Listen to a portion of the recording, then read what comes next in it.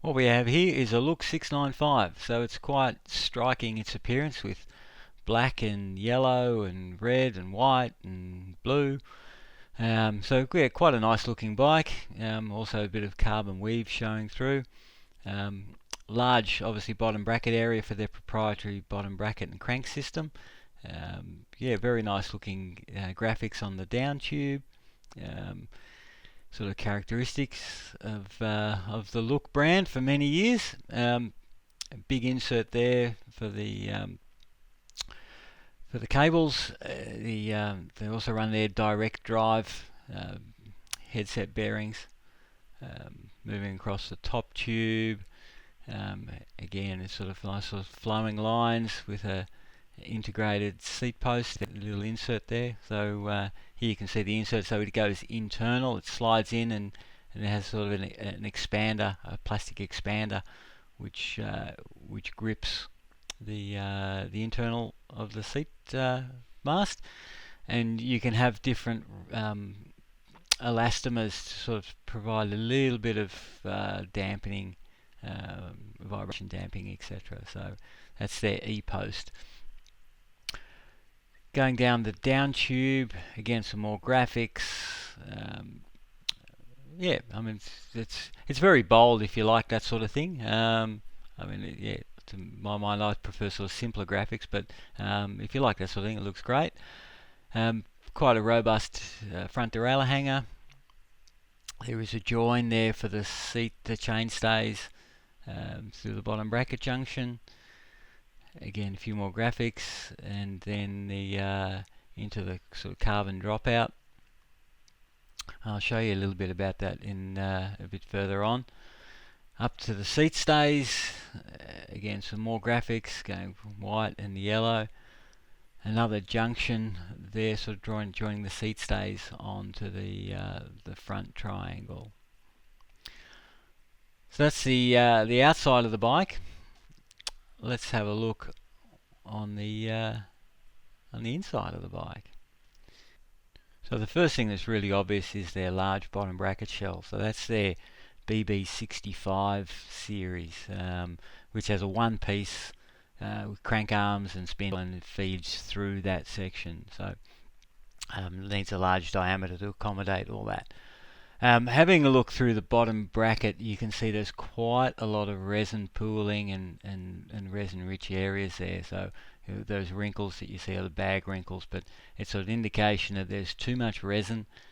What it does mean is that the fibres aren't compacted as well, so you've got more resin between the individual filaments, which reduces the overall stiffness and properties. So I don't think stiffness is going to be a problem though in such a large section of the bike. So moving up the up the down tube, you can see a line there where there's sort of the transition from the bottom bracket moulding to the main part of the down tube. So right in the middle of the screen there. You can also see they used steel water bottle inserts, rib nuts, instead of aluminium ones, and that'll sort of give better durability and corrosion resistance typically.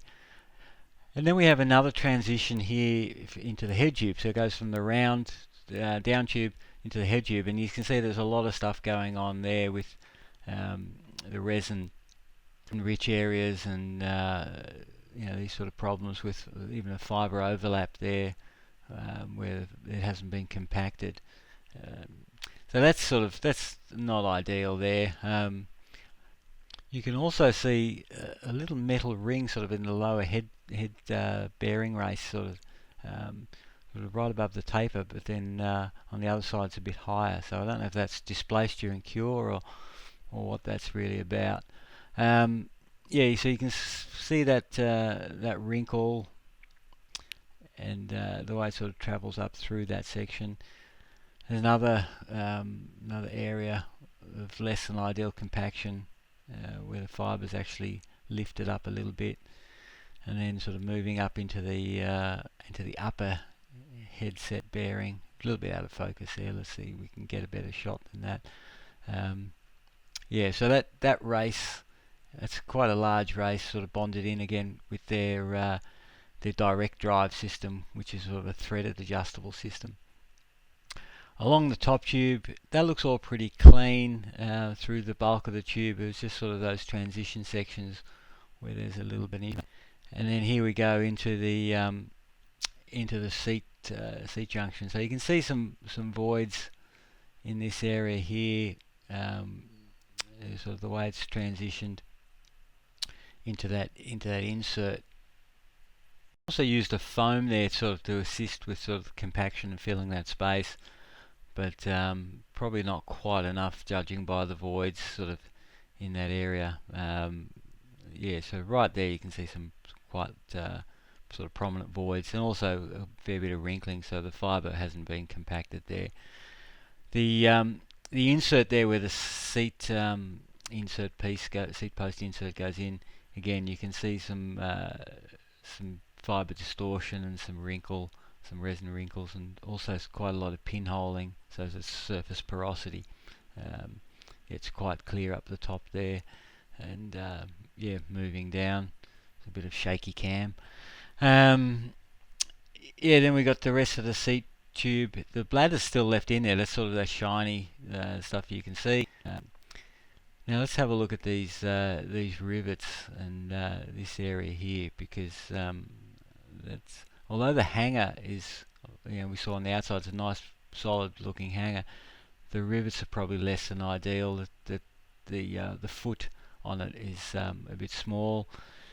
They have put extra fabric there to reinforce the area and stop delamination during drilling, but I'd prefer to see some bigger rivets.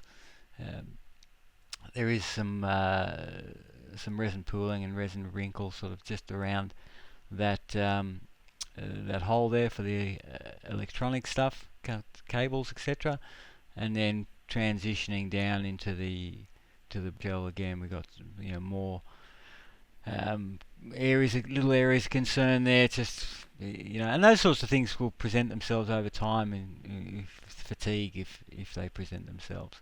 The bottom bracket junction to the chainstay junction, so you can see that the overlap there where the chainstays are bonded in, so that's an extremely beefy junction there, so you're not going to see any problems with that. Lots of overlap on the adhesive, and that's well bonded. The other thing I'd just like to quickly talk about is on the Hambini side, he measured a whole bunch of bottom brackets, press fit bottom brackets, etc. on frames, and he rated that the look and I think the time were the best machined bottom bracket tolerances. So looking at that bottom bracket, it's very solid. If it's machined well, you're not going to have any issues with it. And then moving down the chainstay, again you can see it's looking quite clean, except for down at the end where there's basically, because the section starts tapering down, getting small, you end up with more likely to get problems because you can't lay it up as cleanly. And then into the dropout, you can see all the sort of random fibre orientation going on there. So it's a solid carbon dropout which is bonded into the stay on both ends. So you can see sort of the plug end on the seat stay there. There's a void right in the middle of the shot there. All that mess sort of above there is the remnants of the bag, because the bag basically got left in there because it was so small. It was very difficult to get out. So they just wind it up and it gets left in there. So going up the seat stay, again, that looks pretty clean through the bulk of the tube. And then moving into the join to the triangle, you can see there's a few things going on there. So you've got some foam sort of filler, but also quite a large void sort of between the insert in the seat mast and the rest of the frame. So it's probably not going to be that much of a problem because it's so well supported, and it's sort of a low stress area on the bike. But it could be an issue with moisture ingression and these sorts of things, and just affect the overall life of the bike in the long term. With the junction there, you can see there's plenty of adhesive, so it's a well bonded join from the seat stay to the front triangle. so there's no issues with that, and there's large surface area, so you're not going to have any issues there. So that's sort of having a look at the overall from the inside of the bike. The other thing is when we'll go to this right now, is we'll have a look at the fork. So the fork carries over the same theme, so it's raw carbon. You can see sort of a little bit of a mismatch in the weave there, but it's a full carbon fork, so there's no metal dropouts or anything like that, headset, crown race or anything like that. The graphics are obviously to match the frame. So in this case it's the yellow, and it's tapered steerer with their direct drive, which is sort of a threaded adjustment system. So instead of using an A-head type system to adjust the preload. When we scanned this fork, we did find some voids in the crown, so we'll look at that right now. So you can see these voids right where there's like a resin pooling sort of wrinkle, so that's a real indication of the lack of compaction, and that sort of highlights the problem. Further up here, coming into the shot now, you can see sort of a wrinkle and a void. So that's where the fiber's been displaced and left with a wrinkle. So that's less than ideal. So that's why the fork was scrapped and then cut up. Down to the dropout area, you can see the full sort of carbon dropout. There's an additional piece of fabric there to reinforce it. But also there's quite a big fibre wrinkle through there, so we're looking at that in the centre of the shot right here. So you can see that the fibre has got a sort of kink in it, and now what's underneath that, it could be resin or it could be a void, but what it means is the fibre itself it needs to straighten to take the load. So that's sort of a classic example of a wrinkle. So that's a review of the Look 695. There's some good things about this bike. There's some probably less than ideal things about this bike. So the design of it is very striking, which Look have always been like that. They've got a long history of different designs, like from the status quo, and they've sort of really been at sort of the forefront of that for a very long time. So some of their older bikes, sort of from the from the 90s, etc., were way ahead of their time. So some of the execution could be done a little bit better, however. So the on this bike, they've got the integrated with the bottom bracket and the crank, sort of that one-piece system, which is quite clever. On their fork, the adjustment of the bearings with a thread instead of the standard sort of A-head system. And then they integrate their stem, and then the seat mast system. The seat mast system has sort of gone out of favour, and on the new version, they've gone back to a seat post. Because the problem with the seat mast is, if you sell your bike or you need to change heights, or even just travelling with your bike can be a bit more problematic. The other thing I just wanted to touch on was on the dropout, and we do see a lot of issues on that space here. You get a little crack indication popping up where the join between the seat stay and the chainstay to that carbon dropout. So most of the time that crack indication is just a paint crack in the clear coat where the area is slightly flexing with the adhesive because there isn't fibre across that joint. Now it's only a problem if if that adhesive is broken down from the bond to the dropout and the stay.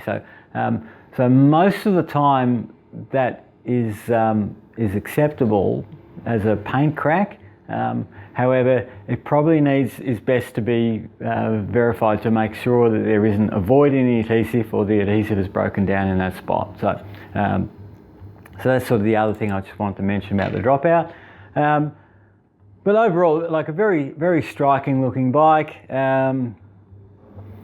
Yeah, it's I'd probably give it maybe an 8,